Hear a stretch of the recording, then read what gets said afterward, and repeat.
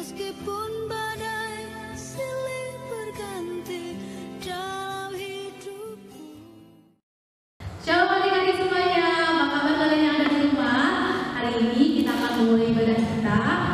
Kakak ajak adik-adik semuanya untuk bangkit berdiri, kita nyanyi dulu yuk. Kapita, mulai masuk musiknya.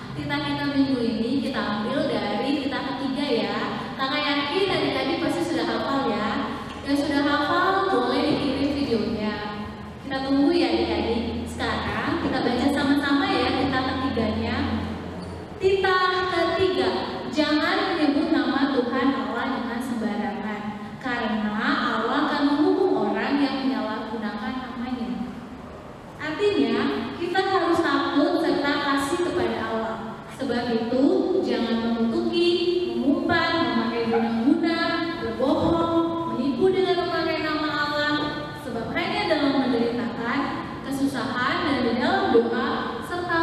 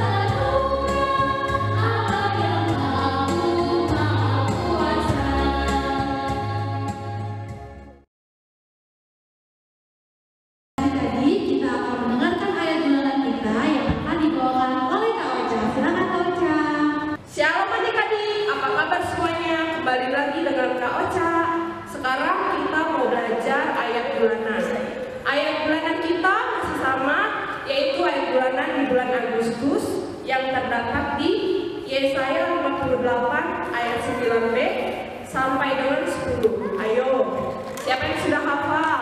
Kalau yang belum, dibuka ya Alkitabnya. Yuk kita sama-sama baca. Yesaya 58 ayat 9b sampai dengan 10.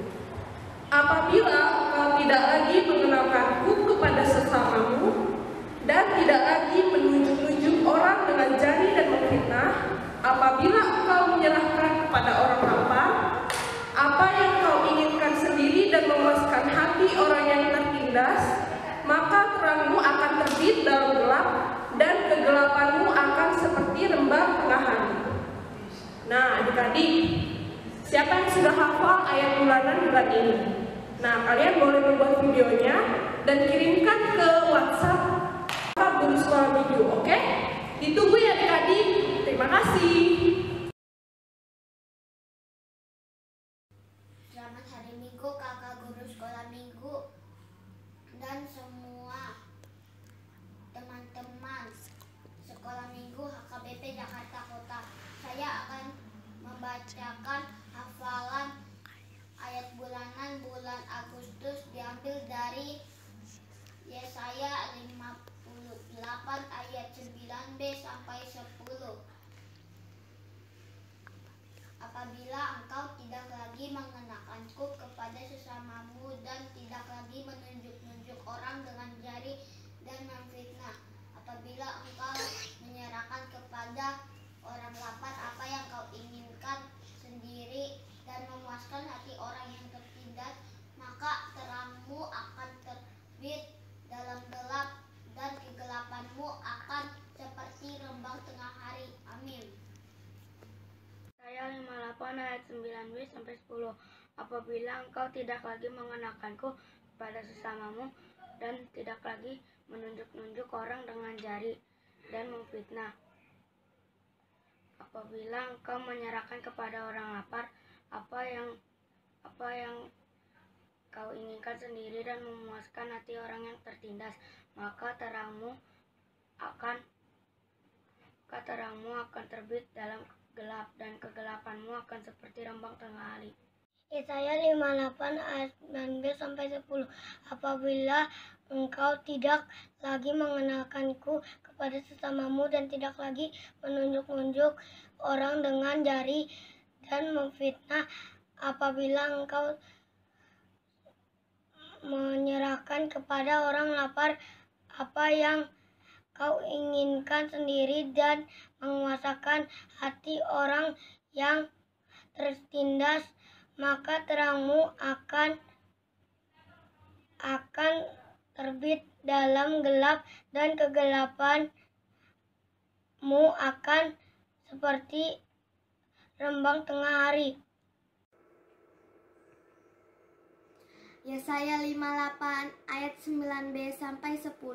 Apabila engkau tidak lagi mengenakanku kepada sesamamu dan tidak lagi menunjuk-nunjuk orang dengan jari dan memfitnah, apabila engkau menyerahkan kepada orang lapar apa yang kau inginkan sendiri dan memuaskan hati orang yang tertindas, maka terangmu akan terbit dalam gelap dan kegelapanmu akan seperti rembang di tengah hari. Yesaya 59 ayat 9b sampai 10. Apabila engkau tidak lagi mengenakanku kepada sesamamu dan tidak lagi menunjuk-nunjuk orang dengan jari dan memfitnah, apabila engkau menyerahkan kepada orang lapar yang kau inginkan sendiri dan memuaskan hati orang yang tertindas, maka terangmu akan terbit dalam gelap dan kegelapanmu akan seperti rembang di tengah hari. Yesaya 58 ayat 9b sampai 10. Apabila engkau tidak lagi mengenakanku kepada sesamamu dan tidak lagi menunjuk-nunjuk orang dengan jari dan memfitnah, apabila engkau menyerahkan kepada orang lapar apa yang kau inginkan sendiri dan memuaskan hati orang yang tertindas, maka terangmu akan terbit dalam gelap dan kegelapanmu akan seperti remang di tengah hari. Yesaya 58 ayat 9b sampai 10. Ayat 9b. Apabila engkau tidak lagi mengenakanku dan tidak lagi menunjuk-nunjuk orang dengan jari dan menfitnah. Ayat 10. Apabila engkau menyerahkan orang lapar apa yang kau inginkan sendiri dan memuaskan hati orang yang tertindas, maka terangmu akan terbit dalam gelap dan kegelapanmu akan seperti rembang di tengah hari. Nah, itu. Terima kasih.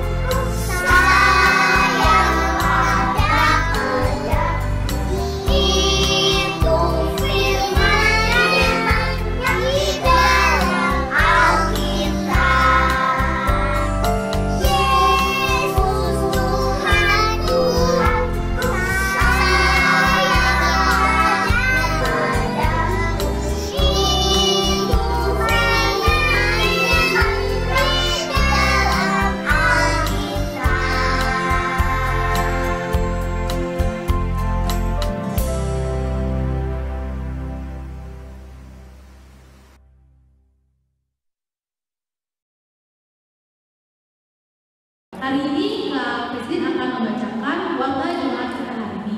Warta yang pertama, kakak akan selalu mengingatkan adik-adik yang ada di rumah untuk tetap menjaga protokol yang sudah dicanangkan sama pemerintah. Jangan lupa cuci tangan, pakai masker, dan selalu jaga kesehatan ya adik-adik. Dan yang kedua, kakak akan mengingatkan untuk adik-adik yang akan merekam video lagu. Yang pertama, videonya itu harus vertikal, portrait ya, yang berdiri. Jadi adik-adik kalau merekam harus portrait. Yang kedua, merekamnya itu dari kepala, jadi jelas ya deh sampai ke setengah badan. Jangan yang ada goyang-goyangnya. Terus juga jangan lupa adik-adik merekamnya dibimbing sama mama papanya ya, supaya nanti lagunya, temponya jadi putar dan seirama. Yang ketiga, adik-adik jangan lupa pada saat merekam pakai headset supaya nanti kedengeran lagu-lagunya. Oke? Itu aja dari Kak Christine. Kita akan menentukan persembahan. Kakak ajak adik-adik semuanya untuk nyanyi dari hidup jemaat. Ikut dikasih Tuhan.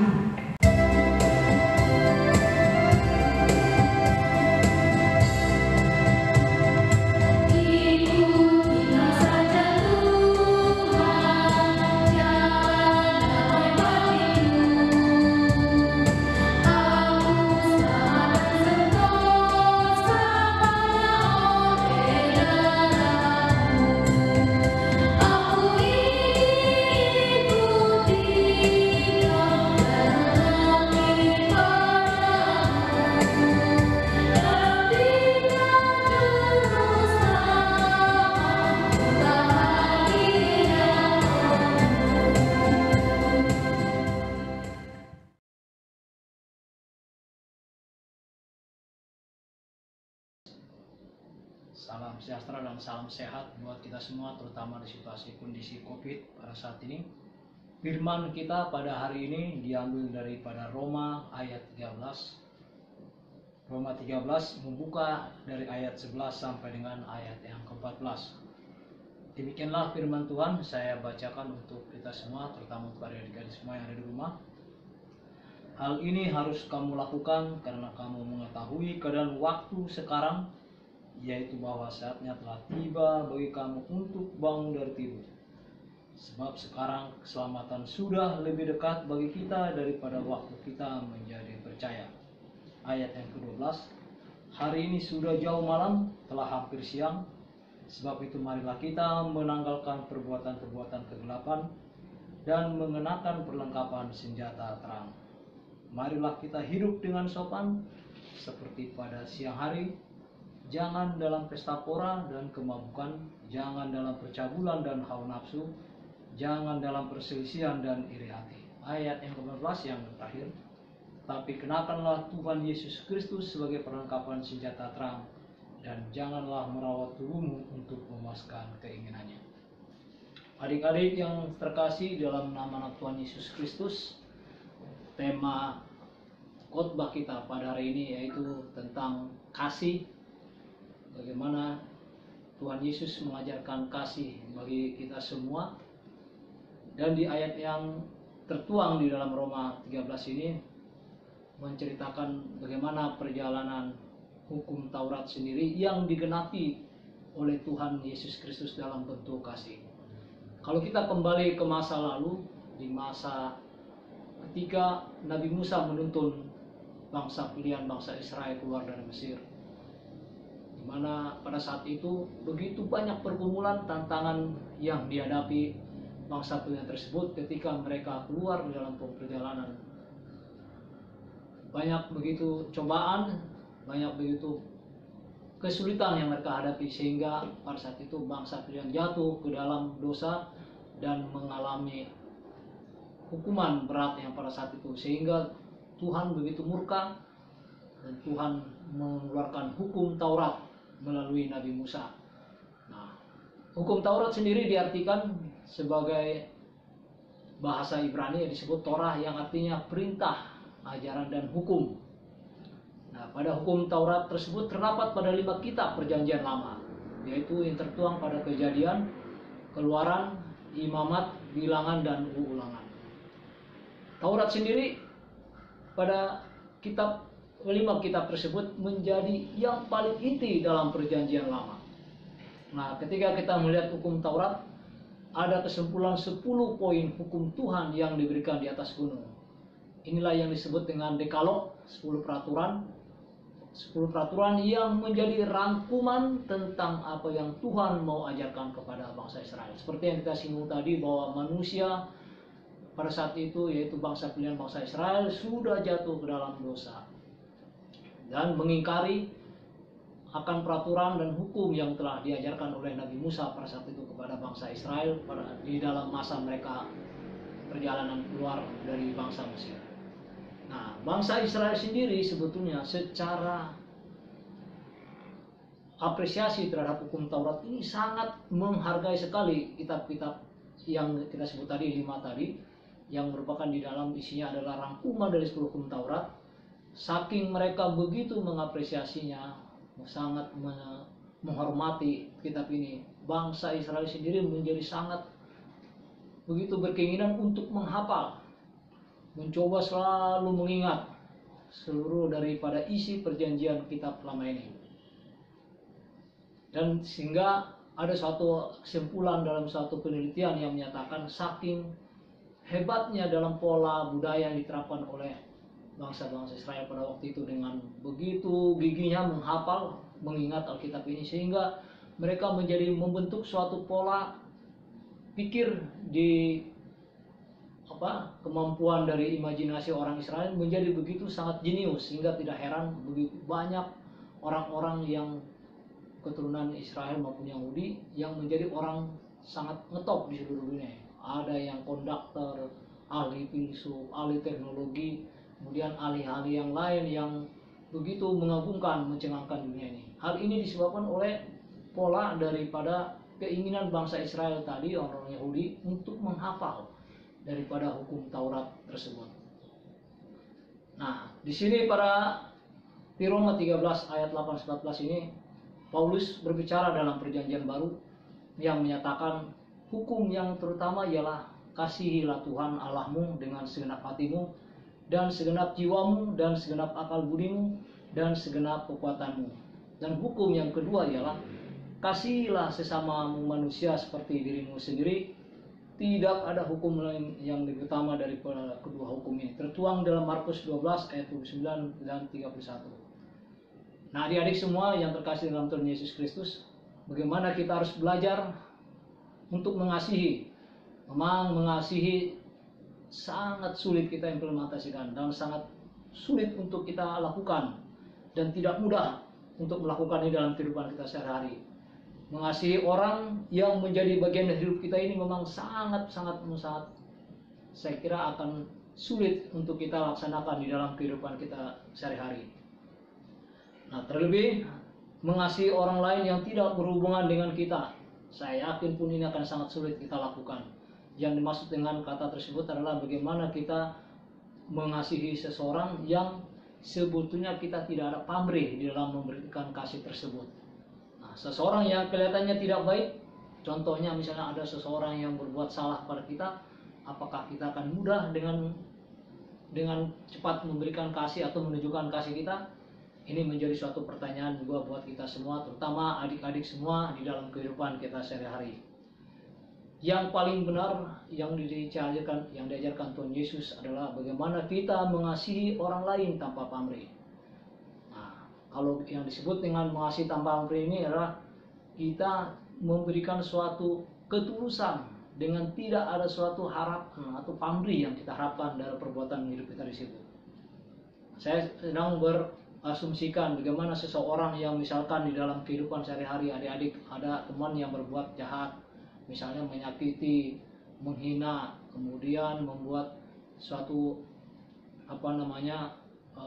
kesalahan buat kita. Apakah pertanyaannya, apakah adik-adik atau anak-anak sekolah minggu akan bisa dengan baik menerapkan kasih tersebut dengan mengampuni atau memaafkan kesalahan yang dibuat oleh teman kita tersebut? Itu juga menjadi suatu pertanyaan di dalam kehidupan kita sehari-hari. Tuhan Yesus begitu mengasihi umat manusia, mengasihi tanpa ada suatu pertimbangan atau pemikiran, tanpa melihat muka, tanpa melihat warna, tanpa melihat kekayaan, tanpa melihat kesalahannya. Seperti itulah yang seharusnya kita tiru, seperti Tuhan Yesus yang mengasihi. Memang kita tidak bisa menyamai seperti Tuhan yang begitu maha pengasih dan penyayang, tapi setidaknya adik-adik semua bisa menerapkannya dan meniru untuk bisa seperti Tuhan kita. Satu ada asumsi yang kita bahas juga mengenai bagaimana sih kayak kita menerapkan implementasi kasih. Ada satu contoh yang sangat konkret di tengah-tengah kehidupan kita sehari-hari, terutama di masa-masa sekarang pandemi COVID ini. Begitu banyak orang yang mengalami kesulitan, banyak orang yang mengalami pengangguran atau PHK, kemudian banyak juga orang yang membutuhkan pertolongan, mungkin pada momen banjir seperti masa yang kita alami di bulan Januari kemarin. Pada saat disitulah kita bisa juga menunjukkan bentuk kasih kita di setiap momen-momen yang sebetulnya kita bisa menunjukkan kasih, dan disitulah kita bisa memberikan buah kasih ke dalam kehidupan kita sehingga orang lain bisa merasakan kasih tersebut, dan kita juga menjadi bangga menjadi anak-anak Tuhan yang hidup dengan mencerminkan kasih tersebut. Nah, namun satu ada hal yang perlu kita catat dari semua. Apabila kita bicara tentang kasih, kita tidak boleh melupakan bagian yang lain dari Allah itu. Allah bukan hanya kasih, tetapi Allah adalah juga Allah yang menghukum, memberkati, memperhatikan dan melindungi. Jadi dalam melihat kasih harus kita melihat dalam konteks keseluruhan. Nah, seringkali kita bertanya, kita dikasihi Allah, tetapi mengapa kita kesulitan? Bagian kita jika dilakukan dengan baik yang kita terima adalah kasih. Tapi bagian kita, jika kita tidak melakukan yang baik, kita akan terima hukuman. Itulah yang disebut yang tadi Allah adalah maha pengasih. Namun di dalam kasih tersebut, Allah juga Allah yang menghukum, yang memperingatkan, dan yang mengajari. Jadi bagaimana kita tadi kok kita tadi tidak mendapatkan suatu kebahagiaan atau kesulitan, itu karena adalah bagian daripada peringatan atau hukum yang Allah berikan kepada kita, walaupun sebetulnya juga Allah adalah Allah yang Maha Pengasih dan Penyayang. Jadi dalam kehidupan kita sehari-hari kita harus berimbang. Jadi artinya adik-adik nggak boleh menerjemahkan, oh Tuhan yang Maha Pengasih dan Penyayang, kita bebas untuk berbuat semaunya, tuh nanti kita dikasih. Kita juga tidak boleh mengartikan seperti itu. Allah yang baik, yang Maha Baik dan Maha Pengasih, namun seperti yang kita sampaikan tadi, Allah juga adalah Allah yang menghukum dan memperingatkan. Untuk itu kita harus bisa hidup dengan keseimbangan. Artinya kita harus bisa mengingatkan diri kita bahwa di balik kasih tersebut ada juga peringatan daripada Tuhan. Yang terutama yang paling kita ketahui adalah, yang perlu kita renungkan adalah adik-adik semua, saya mengasihi dengan cara apa? Bagaimana bentuknya dan sudah sampai di mana saya mengasihi orang lain? Jika kita hanya memikirkan seperti halnya tadi orang-orang Yahudi yang begitu menghafal, menguasai hukum Taurat, sampai saking hebatnya mereka terbudaya dengan pola pikir yang begitu sangat terstruktur dalam membaca, menghafal, sehingga mereka sangat menjadi orang yang sangat pintar. Namun di dalam aplikasi kasihnya sangat dibayangkan adik-adik, bagaimana bangsa Israel atau Yahudi tidak begitu memahami ajaran kasih yang diajarkan Tuhan Yesus Kristus. Sebagai contoh misalkan yang kita kembali ke perjalanan di mana Tuhan Yesus waktu itu masuk makan ke rumah orang pemungut cukai. Begitu bencinya, marahnya orang-orang imam pada saat itu atau bangsa-bangsa pemimpin ulama waktu itu yang melihat bahwa Tuhan Yesus telah berdosa masuk ke rumah orang pemungut cukai yang berdosa. Apakah bentuk seperti itu pemahaman kasih? Nah, Tuhan Yesus mengingatkan bahwa Tuhan datang ke dunia ini bukan untuk orang yang mencari orang yang baik, tapi untuk mencari orang yang berdosa. Dan Tuhan Yesus begitu mengajarkan kasih. Begitu juga pada saat waktu murid-murid Tuhan Yesus melakukan suatu pekerjaan di hari Sabat, kemudian ditegur oleh para pemimpin imam atau ulama. Tuhan Yesus juga mengajarkan bahwa bisa dibayangkan seandainya kalau kita tidak bekerja atau kita mengalami kesulitan pada hari Sabat, apakah kita tidak boleh menunjukkan kasih, atau kemudian kita tidak boleh menunjukkan suatu perbuatan yang baik? Apakah hukum Taurat yang seperti itu diartikan seperti itu? Nah, itulah Tuhan Yesus datang ke bumi ini untuk menggenapi daripada kasih yang tadi disampaikan. Hukum Taurat memang benar sangat penting dalam kehidupan kita, dan namun Tuhan Yesus juga dalam bentuk kasih yang menggenapi hukum Taurat tersebut menjadi kasih di dalam kehidupan kita sehari-hari, yang bukan hanya menjadi semacam ingatan atau penghafalan atau semacam suatu aturan yang tidak pernah kita aplikasikan dalam kasih tersebut. Kita balik seperti tadi adik-adik, bagaimana kita mengimplementasikan kasih dalam kehidupan kita sehari-hari? Apakah kita hanya berprinsip mengatakan, oh kasihannya dia ya belum makan, kasihan? Apakah hanya sebatas wacana tersebut seperti halnya orang-orang yang Yahudi dahulu yang memahami hukum Taurat, hanya sebatas semacam ingatan atau hafalan? Nah, Tuhan Yesus mengajarkan kita untuk sampai dengan bentuk kasih yang begitu besar. Dan ada satu hal yang Tuhan ajarkan kepada kita, makna yang dalam pada prinsip ada tentang kasih. Jangan hutang apa-apa, tapi berhutanglah kasih. Karena apa? Hutang kasih tidak akan dapat dibayar sampai lunas, sehingga harus memberi kasih sepanjang hidup dan sepanjang umur. Kasih tidak dapat lunas atau tidak dibayar sampai lunas, bisa mengasihi orang lain 10% saja seperti mengasihi sendiri sudah sangat bagus. Kita bisa mengimplementasikan di dalam kehidupan kita sehari-hari. Bayar hutang kasih pada sesama, kasih adalah hutang yang perlu terus-menerus dibayar.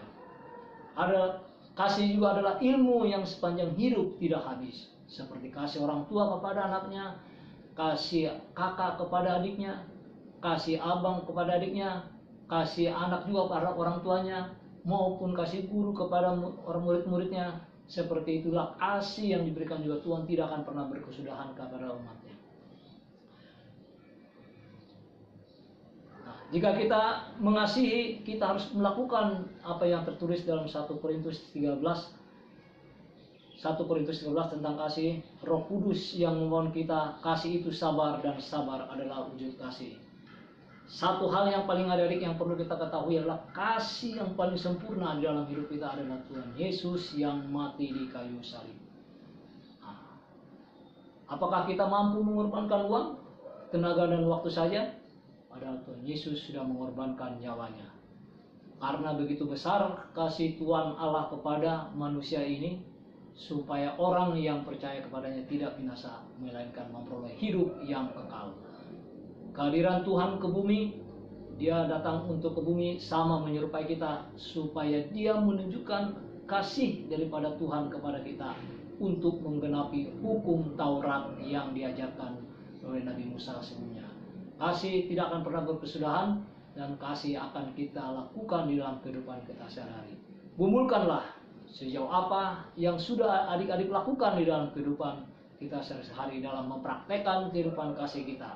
Pada siapa, dengan apa, dan harus lebih dalam lagi. Dan apakah kita sudah pernah melakukan pengorbanan diri dalam bentuk kasih?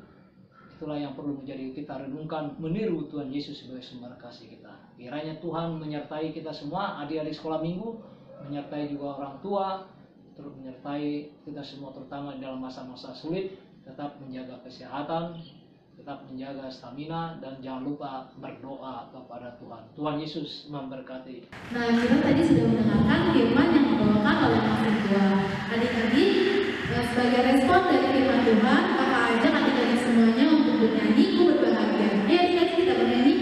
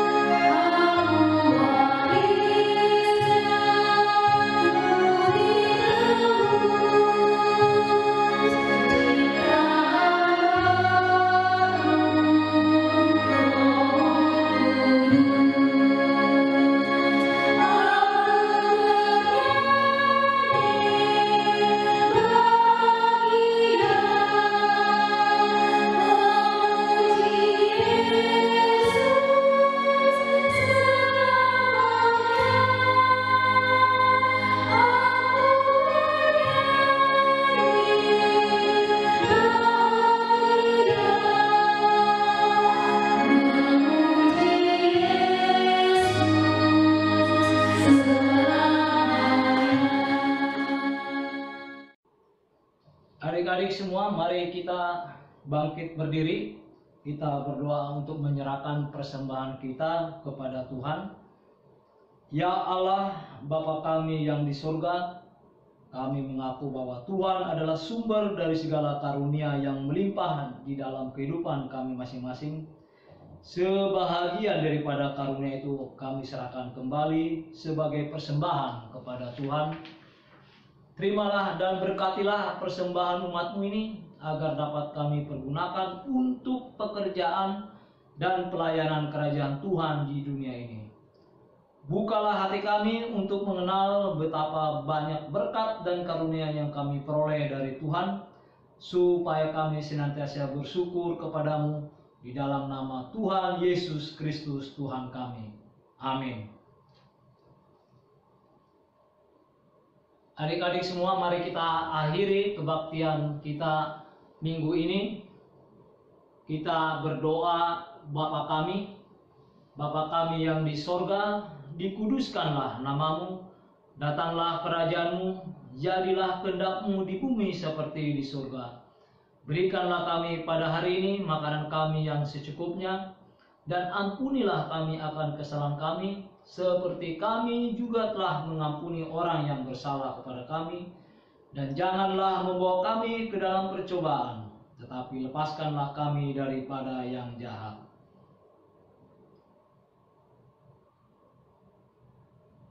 Adik-adik semua yang terkasih dalam Tuhan Yesus Kristus, kita akhiri kebaktian ini, kita berdoa dan terimalah berkat dari Tuhan. Pulanglah dengan sejahtera dan terimalah berkat Tuhan.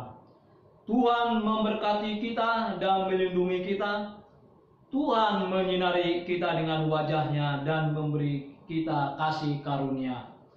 Tuhan menghadapkan wajah-Nya kepada kita dan memberi kita damai sejahtera.